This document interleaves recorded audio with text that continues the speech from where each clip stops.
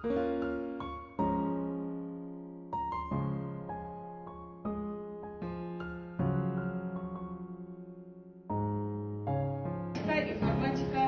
физика пәндерінің ақталығы басталғалы отыр. Енді осы тақырыбына қарасаңыздар, ғасырдың ғажап үш тірегі дейді.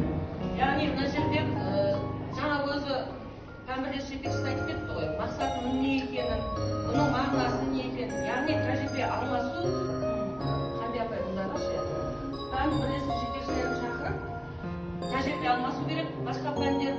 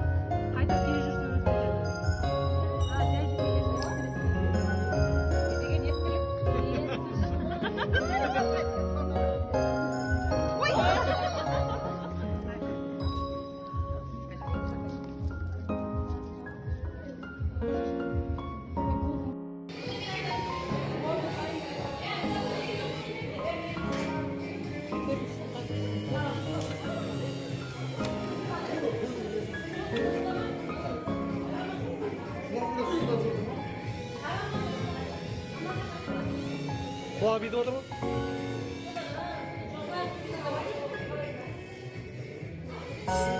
Şurada bir de vardır, gördün mü?